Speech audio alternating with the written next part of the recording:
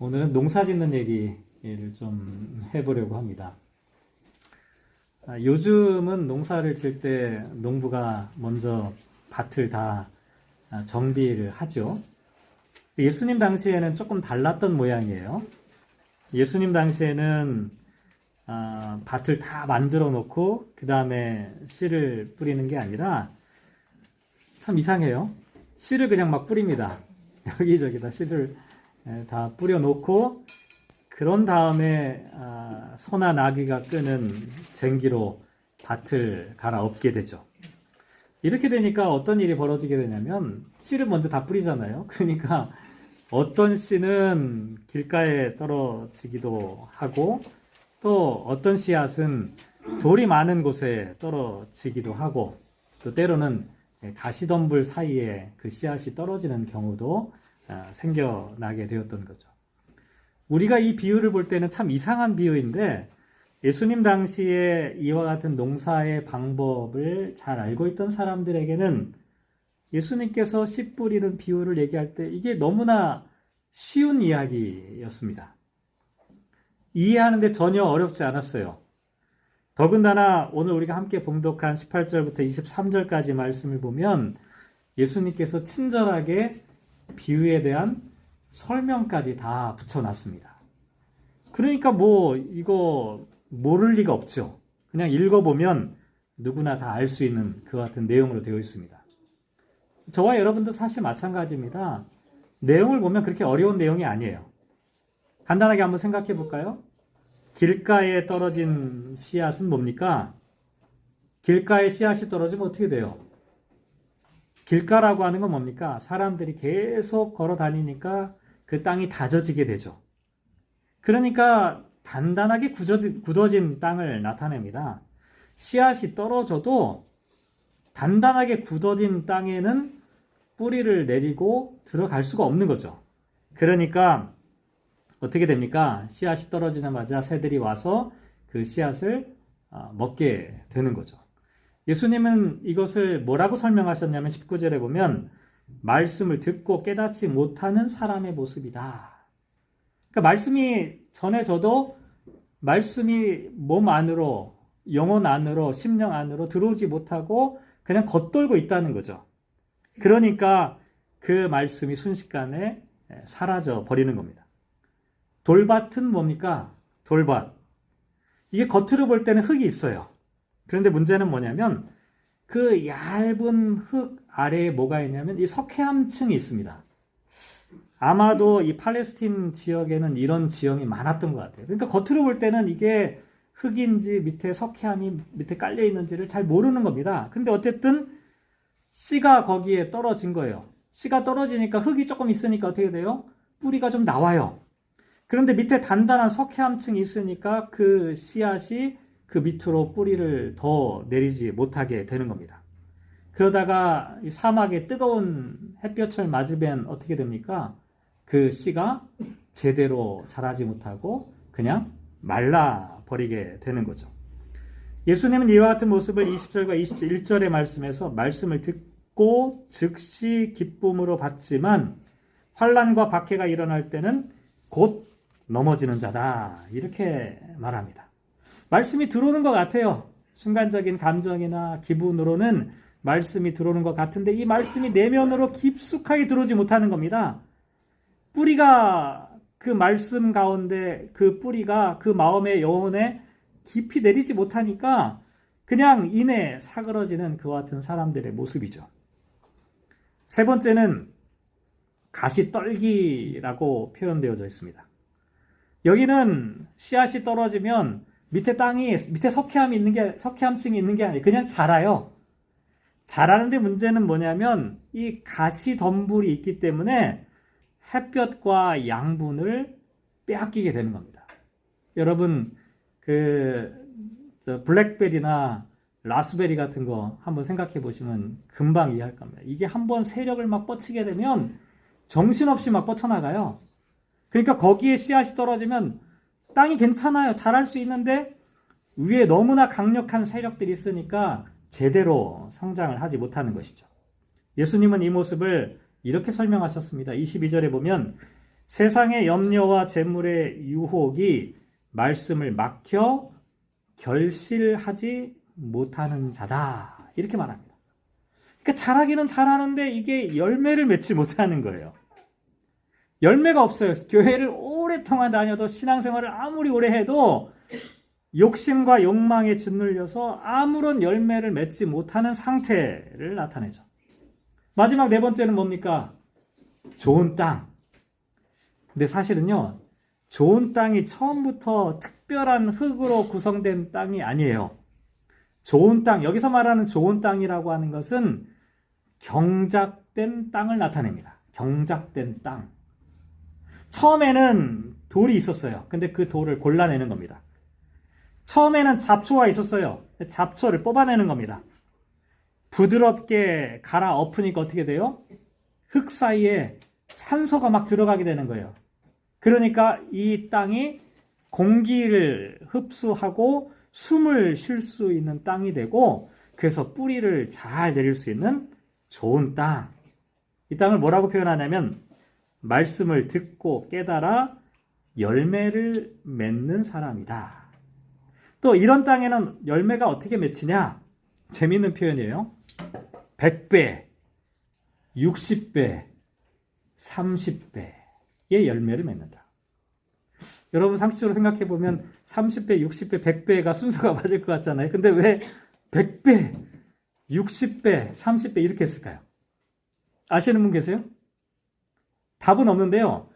성경을 찾아보면 참 묘하게 되어 있어요. 우리가 지금 읽은 본문은 마태복음 본문이잖아요. 마태복음 본문에는 100배, 60배, 30배로 되어 있는데요. 여러분 마가복음 본문 찾아보세요. 마가복음 4장에 나와 있는 본문을 보면 어떻게 되냐면 30배, 60배, 100배 이렇게 되어 있어요.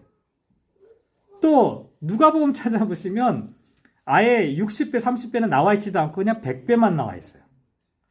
제가 뭐 오늘 설교 본문에는 이 내용을 써놓지는 않았지만 이왕이면 많이 열매를 맺는 게 좋잖아요. 제가 그래서 생각해 봤어요. 좋은 땅에는 열매를 맺는데 100배, 60배, 30배라고 말씀하신 이 마태복음의 컨텍스트는 과연 뭘까? 제 생각입니다. 그냥 이런 것 같아요. 미니멈 100배예요.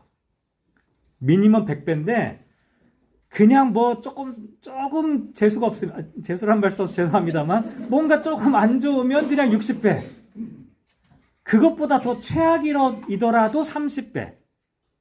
제가 생각할 때는 그럴 것 같아요. 그 마가복음에서 30배, 60배, 100배는 뭐예요? 무조건 30배는 나온다는 거예요. 그러다가 그냥 여차하면 60배 되고 그 다음에는 100배가 되는 거예요. 어쨌든 좋은 땅은 뭐예요? 어마어마한 상상할 수 없는 열매를 결실하는 땅이다. 제가 이 비유를 설명드렸는데 아마 여러분 다 들어보시고 아시는 내용일 겁니다. 다 알고 있어요. 누구나 쉽게 이해합니다. 그렇지. 성경에 다 있는 내용이죠. 자, 그런데요. 예수님께서 왜 이 말씀을 하셨을까가 중요합니다. 예수님께서 도대체 이 말씀을 통해서 우리에게 전하려고 하는 가장 핵심적인 주제는 어떤 내용일까? 많은 사람들이 이렇게 생각합니다. 이 말씀을 묵상하면서 세상에는 네 종류의 사람들이 있구나. 어떤 사람은 길가 같은 사람이 있고, 어떤 사람은 가시덤불 같은 사람이 있고, 어떤 사람은 돌밭 같은 사람이 있고, 어떤 사람은 좋은 땅 같은 사람이 있나 보다. 네 종류의 사람이 있나 보다. 여러분들은 그러면 그 네 종류의 사람 가운데 어디에 해당하시나요? 1, 2, 3, 4번 중에 어디에 해당하십니까? 4번 좋은 땅이라고 생각하시는 분? 한 분도 안 계시나요? 이러면 안 되는데. 1번이라고 생각하시는 분? 아무도 안 드셔야 되는데 송시혁 집사님 손을 들어서 제가 약간 당황. 2번이라고 생각하시는 분? 이게요, 대답하기가 좀 곤란한 그런 내용입니다. 하나님께서 처음부터 어떤 사람은 길가, 돌밭, 가시덤불, 좋은 땅 딱 구분해 놓고 네 종류의 사람이 있는데 네 종류의 사람 중에 좋은 땅으로 된 사람만 하나님께서 구원하시고 축복하신다. 나머지는 다 쓸모없는 땅이다. 이렇게 말씀하시는 걸까? 그러면 나는 내 자신을 돌아보면, 여러분 자신 한번 돌아보세요. 어떠세요? 여러분 자신을 돌아보면 이게 다 복합적이에요. 때로는요, 내 마음이 길가 같을 때 있지 않나요? 저는 솔직히 그럴 때가 있어요. 말씀이 언제나 그냥 내 마음속으로 확 들어오는 게 아니라 말씀이 그냥 튕겨나갈 때가 있어요. 길가 같은 마음 상태일 때 있어요. 어떨 때는요, 말씀이 탁 들어왔다가 슬쩍 나가버릴 때도 있어요. 돌밭같이. 그런 때 없으신가요? 돌밭처럼 뿌리가 안 내려지는 때가 있다니까요. 또 어떨 때는 잘하기는 잘하는데 그냥 신앙생활의 모양과 형태는 갖고는 있는데 삶에서 열매가 맺히지 않을 때가 있어요. 그럴 때 있지 않나요? 좀 답답하지 않나요? 좀 열매가 딱 나와가지고 이런 열매를 사람들에게 보여주면 얼마나 좋겠어요. 근데 열매가 맺히지 않는 때 저와 여러분에게 다 있어요. 그리고 자주는 아니지만 좋은 땅일 때도 있잖아요. 왜 손을 안 드세요? 좀 드시지. 좋은 땅일 때도 있어요. 때로는 나도 모르게 하나님의 말씀이 내 가슴 속 깊이 내려올 때가 있어요.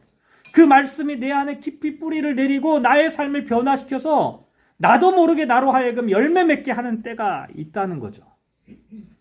그렇게 생각해 보니까 저는 이 말씀을요, 네 종류의 사람에 대한 이야기가 아니라 어쩌면 이 이야기는 한 사람에 관한 이야기가 아닐까.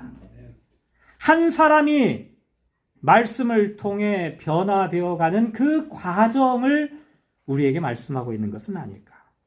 다시 말씀드리면 처음에는 길가였고 돌밭이었고 가시덤불이 무성한 땅을, 그 땅을 위대하신 농부이신 하나님께서 갈아엎으시는 거예요.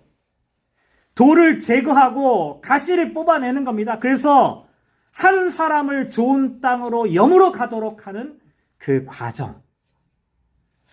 그래서 제가 이 말씀을 묵상하면서 그런 생각을 해봤어요. 만약에 좋은 땅이 있고 저와 여러분에게 좋은 땅이 되어라 라고 말씀하셨다면 우리는 그렇게 해야 돼요. 근데 오늘 본문 말씀을 아무리 읽어봐도 여러분은 좋은 땅이 되어야 합니다라는 말씀이 없어요. 참 이상하지 않나요? 여러분 열심히 노력해서 좋은 땅이 좀 되십시오 이렇게 말하면 저와 여러분이 좋은 땅이 되도록 최선을 다해 노력해야 되는데 예수님께서 기껏 하신 말씀이 뭔지 아십니까? 9절에 보면 귀 있는 자는 들으라 이렇게 말씀하셨어요. 귀 있는 사람은 이 말씀을 제대로 들어라 라고 말씀하셨다는 거예요. 이게 무슨 얘기냐면 예수님은 아신 겁니다. 인간은요 스스로 좋은 땅이 될 수 있는 사람이 없어요. 좋은 땅이라고 하는 것은 인간의 노력으로 만들어지는 것이 아니라 하나님의 은혜와 성령의 역사 가운데 경작되어야만 가능한 일이라는 겁니다. 그래서 이거를 이 마태복음 13장에 나와 있는 이 비유를 뭐라고 부르냐면 천국의 비유라고 우리가 이름을 붙여요. 천국이라고 하는 것은요, 인간이 노력해가지고 완성되는 현실이 절대로 아닙니다. 인간이 만들어내는 유토피아가 아니라는 거예요. 천국이라고 하는 것은 하나님의 은혜로 되어가는 현실이 천국입니다. 다시 말씀드리면 하나님께서 저와 여러분을 경작하심으로 인하여 일어나는 그 변화의 과정이 바로 천국, 하나님 나라의 현실이라는 것이죠. 그러니 이렇게 보면 길가였던 마음도 말씀과 은혜의 경작을 통해 돌이 골라지기 시작하고 가시가 뽑히기 시작하면서 좋은 땅이 되어가는 겁니다. 처음부터 좋은 땅으로 태어나는 사람이 있는 게 아니라는 거예요. 저와 여러분을 하나님이 경작하시기 때문에 시간은 좀 걸려요. 어떤 사람은 더 걸리기도 하고 좀 덜 걸리기도 하지만 시간은 걸리지만 저와 여러분이 지금 출발해서 좋은 땅으로 만들어져가는 그 과정을 살아가고 있다는 것이죠. 좋은 예가 우리가 함께 읽은 창세기에 나와 있는 야곱과 에서의 이야기입니다. 야곱과 에서의 이야기가 참 좋은 이그젬플이에요. 하나님께서 지금 야곱과 에서를 어떻게 경작하고 계신지를 너무나 잘 보여주고 있습니다. 처음에는 좋은 땅이 아니었는데 이 두 사람을 하나님께서 경작하여 가는 그 과정의 이야기가 생생하게 기록되어 있다니까요. 야곱과 에서가 어떻게 태어납니까? 이삭과 리브가 결혼해가지고 아이를 갖지 못해요. 아주 오랜 기간 동안 고생을 하다가 하나님의 은혜로 쌍둥이를 낳게 되는데요. 창세기 25장 25절 말씀에 보면 먼저 나온 자는 붉고 전신이 털옷 같아서 이름을 에서라고 이름을 지었어요. 에서, 붉은 사람이란 뜻이에요. 그런데 그 아우는 어떻게 돼요? 26절에 보면 후에 나온 아우는 손으로 에서의 발꿈치를 잡았으므로 그 이름을 야콥이라고 지었다. 이렇게 말합니다. 야콥이라고 하는 게 뭐냐면 발꿈치를 붙잡았다, 움켜잡았다라고 하는 뜻이에요.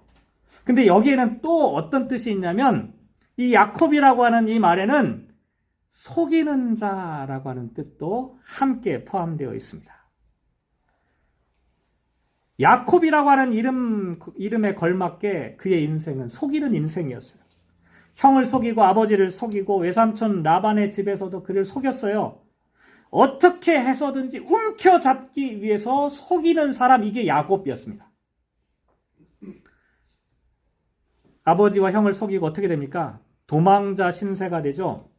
어느 날 베델에서 머물게 됩니다. 그때 하나님께서 사닥다리 환상을 보여주면서 이렇게 약속하셨어요. 내가 너와 함께 있어 내가 어디로 가든지 너를 지키며 너를 이끌어 이 땅으로 돌아오게 할지라. 내가 내게 허락한 것을 다 이루기까지 너를 떠나지 아니하리라. 하나님께서 이 속이는 자, 욕심 많은 사람, 어떻게든 자기의 축복을 놓치지 않으려고 발버둥 치고 있는 이 사람을 향해 하나님께서 약속해 주셨어요. 내가 너를 축복하고 너와 함께 하겠다. 그리고 난 다음에 어디에 갑니까? 하란에 있는 외삼촌의 집에서 무려 20년 동안을 살아가게 되죠. 20년 동안의 이 기간이 어떤 기간이냐?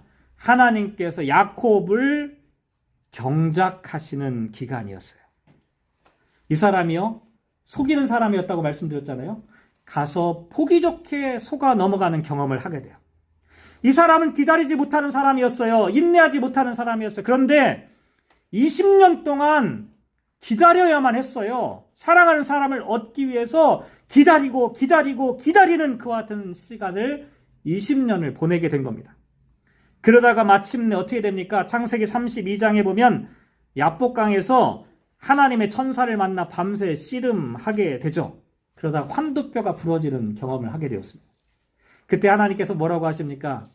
내 이름을 다시는 야곱이라 부를 것이 아니요 이스라엘이라 부를 것이니 이는 내가 하나님과 및 사람들과 겨루어 이겼기 때문이다 라고 말씀하셨어요.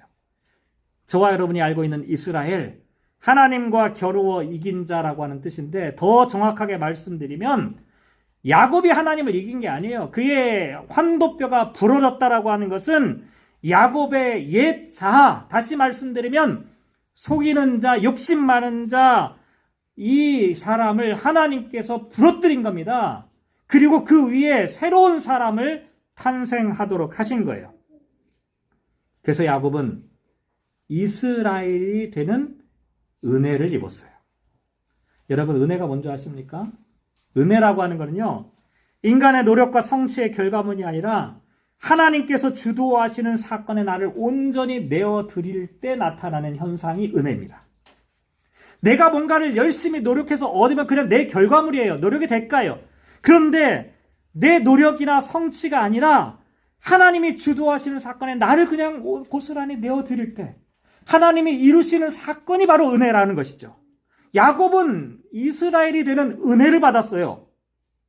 다시 말씀드리면 야곱은 자기가 노력해가지고 스스로 좋은 땅이 된 것이 아니라 하나님 손에 붙잡혀서 경작되어지니까 그 사람이 하나님 안에서 은혜 받은 자, 경작된 자, 좋은 땅으로 변화되었다라고 말씀드릴 수가 있다는 것이죠. 자, 그런데요, 에서는 어떻습니까? 제가 에서를 생각해 봤는데요. 사람들은요, 그런 생각을 해요. 야곱은 믿음의 사람, 에서는 실패한 사람. 이유가 있죠. 우리가 잘 아는 대로 어떻습니까? 에서는 팥죽 한 그릇을 위해 장자의 명분을 가볍게 여겼던 사람이었어요. 실제로 성경을 찾아보면 에서에 대해서 좋지 않은 평가가 기록되어 있습니다.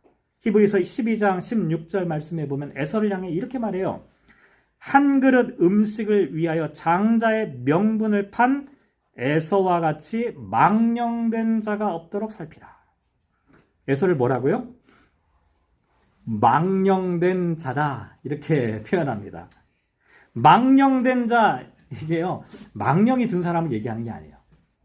망령된 자라고 하는 뜻은 뭐냐면 거룩한 것을 세속적인 것과 바꿔치기 하는 사람을 망령된 사람이라고 하는 거예요. 망령된 사람 많아요. 에서는 대표적으로 망령된 사람이었어요. 하나님께서 허락하신 거룩한 축복을 세속적인 것으로 뒤바꿔 놓은 사람이었다는 것이죠. 이렇게 보면 에서는 분명히 길가였습니다. 에서는 돌밭이었어요. 에서는 가시덤불이 가득한 사람이었습니다. 그런데요, 성경을 읽다 보면 창세기 33장에 전혀 다른 에서의 모습을 발견할 수가 있습니다. 앞에서 말씀드렸죠. 야곱이 형과 아버지를 속이고 장자의 축복을 받으려고 도망쳐가지고 삼촌의 집에서 20년 동안 머물게 되는데 20년 동안 살면서 다듬어졌어요. 이제야 하나님의 축복이 무엇인지를 알게 되었어요. 진짜 축복은 내가 소유하고 있는 물질이 아니라 하나님 자체가 축복이라는 것을 알게 됐어요. 그래서 어떻게 해요? 고향으로 가자. 이제 고향에서 내가 정말 인간다운 삶을 살아보리라. 내가 그동안 형과 아버지를 속이고 도망쳤는데 이제 난 그렇게 살고 싶지 않다. 고향으로 출발하기 시작해요. 그런데 그 소식을 누가 듣게 됩니까? 에서가 듣게 되는 거예요. 에서는 그 사이 어떻게 됐습니까? 군대를 형성했어요. 400명이나 되는 군사를 조직해가지고 야곱이 나를 향해 찾아오고 있다는 소식을 듣고 불같이 달려가기 시작합니다. 이 이야기를 들었을 때 야곱이 얼마나 쫄았을까요? 그런데요, 참으로 놀랍게도 창세기 33장 4절 말씀에 보면 에서가 달려와서 그를 맞이하여 칼을 들고 야곱을 죽였더라가 아니에요. 에서가 달려와서 그를 맞이하여 안고 목을 어금 맞추어 그와 입 맞추고 서로 우니라. 저는 이 말씀을 묵상할 때마다 막 가슴이 찡할 때가 있어요. 형과 아우, 세상의 원수는 저 멀리 아프리카에 있는 사람들이 아니에요. 내 옆에 있는 가까이 있는 사람이 나에게 원수가 될 때가 많아요. 정말 다시는 보고 싶지 않았던 그 사람을 다시 만나서 용서와 화해를 이루게 되는 거예요. 물론 야곱이 먼저 용서를 구했어요. 그런데 용서를 선택한 사람은 바로 에서였습니다. 분명 앞에서도 말씀드렸지만 에서는 처음에는 길가였고 돌밭이었고 가시덤불이 가득한 사람이었는데 성경에 자세히 나와 있지는 않지만 어떻게 해서 이와 같은 화해가 이루어질 수 있었을까? 제가 확신하건대 분명히 하나님께서 에서의 마음을 만지고 계셨다는 겁니다. 하나님께서 에서를 경작하고 계셨다는 거예요. 하나님께서 에서를 좋은 땅으로 일구어가는 과정을 야곱은 야곱대로, 에서는 에서대로 하나님께서 일구어가고 계셨다는 거예요. 그 결과가 뭐예요? 두 사람이 마침내 화해에 이르게 되었다는 겁니다. 이렇게 보면요, 좋은 땅이 되는 거요, 이게 하루아침에 되는 게 아닌 것 같아요. 제가 제 자신을 돌아볼 때 그런 생각이 들어요. 얼마나 오래 걸릴까? 그런 생각을 하게 돼요. 내 안에 있는 이 돌밭, 이 딱딱한 길가의 모습. 제가 밭에 나가서 해보면요, 돌을 막 하루 열심히 다 골라내요. 그러면 이제 없겠지, 깨끗하겠지 했는데요, 다음날 가면 이상하게 또 있어요. 또 보여요. 풀을 그렇게 뽑아도 다음날에 가면 풀이 또 있어요. 이게 쉽지가 않아요. 하루아침에 그냥 탁 하고 좋은 땅이 탁 나오면 얼마나 좋겠어요. 그런데 오랜 시간이 걸리는 것 같아요. 돌멩이의 자갈을 걸러내고 가시덤불을 뽑아내고 경작하는 이 과정, 아마도 하나님께서는 야곱과 에서를 각각 하나님의 좋은 땅이 되도록 오랜 기간 동안에 경작하고 계셨던 것 같아요. 앞에서 말씀드렸습니다. 마태복음 13장에 나와 있는 이 비유를 천국에 관한 비유, 천국의 비유. 천국이 어떤 곳일까? 많은 사람들이 죽어서 가는 천국 얘기하죠. 물론 그러한 천국 분명히 있습니다. 근데 오늘 예수님께서 가르쳐 주시길 원하시는 이 천국은 어떤 완벽한 사람들이 모인 정적인 상태를 나타내는 게 아닙니다.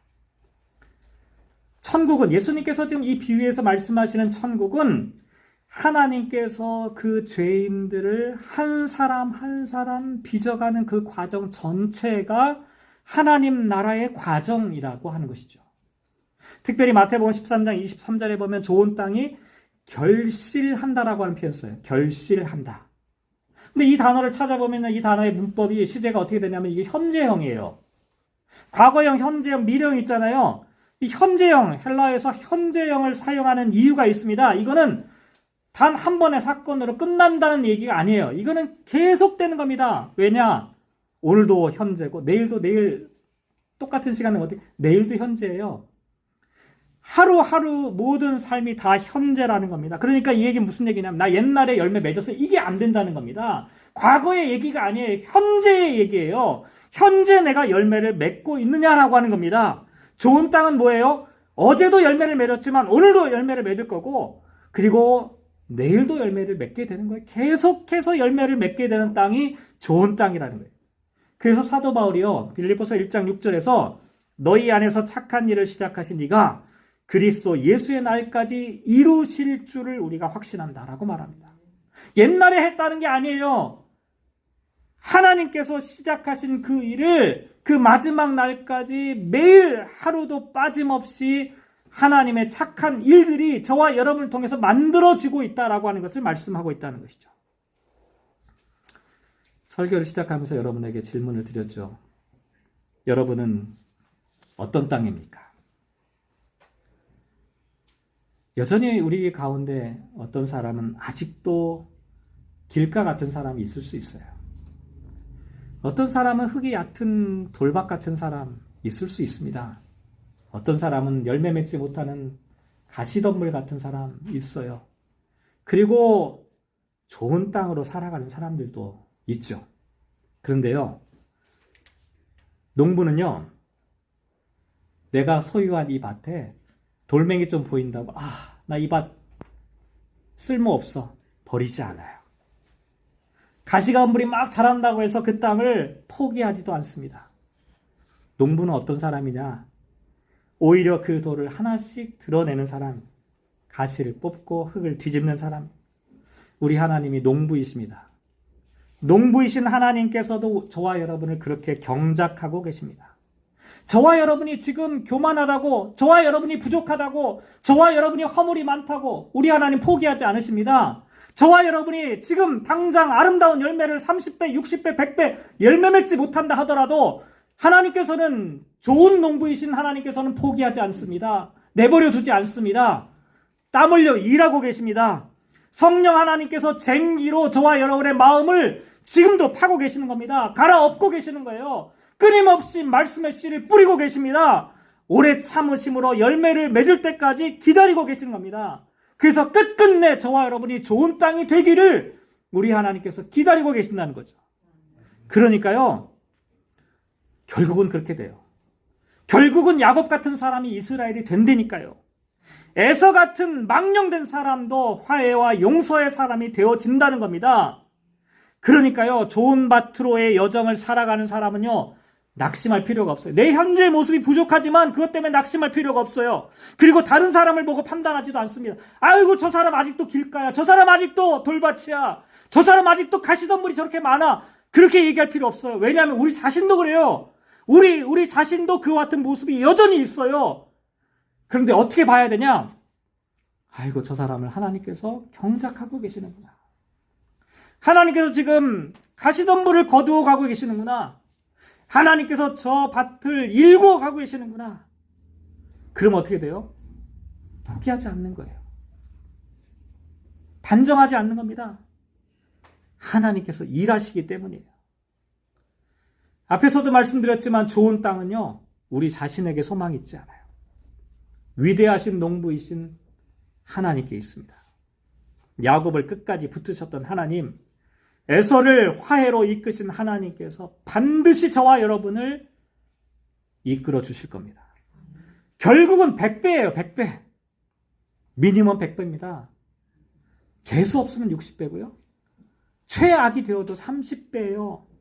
저와 여러분을 하나님의 손에 맡겨드리기만 하면, 내어드리기만 하면 하나님께서 이루실 경작하실 그 위대한 일들이 저와 여러분의 앞에 놓여 있다. 이 사실을 믿음으로 고백하는 저와 여러분 되시기를 주님의 이름으로 축복합니다. 기도하겠습니다.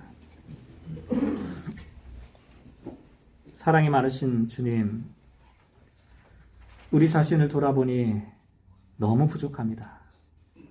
강팍하고 메마르고 가시덤불이 가득한 땅, 정말 쳐다보고 싶지도 않은 그런 마음밭일 때가 많이 있습니다. 그런데 농부이신 우리 하나님께서 우리를 바라보며 땀 흘리고 계십니다. 돌멩이 하나하나를 주워가고 계시고 우리 안에 박혀있는 이 옹이들을 하나씩 하나씩 풀어가고 계십니다. 우리를 하나님의 좋은 밭으로 일구어 가고 계십니다. 하나님, 우리가 이 하나님을 의지하고 하나님께 우리의 몸과 마음과 영혼을 내어드려서 하나님의 경작하심을 경험할 수 있는 축복된 성도들 되게 하여 주십시오. 100배, 60배, 30배의 결실이 언젠가는 우리의 삶 가운데 꼽히게 될 것을, 열매 맺게 될 것을 우리가 확신하며 하루하루의 삶을 살아가게 하여 주십시오. 도우시기를 간절히 소망하며 이 모든 말씀 예수님의 이름으로 기도합니다. 아멘.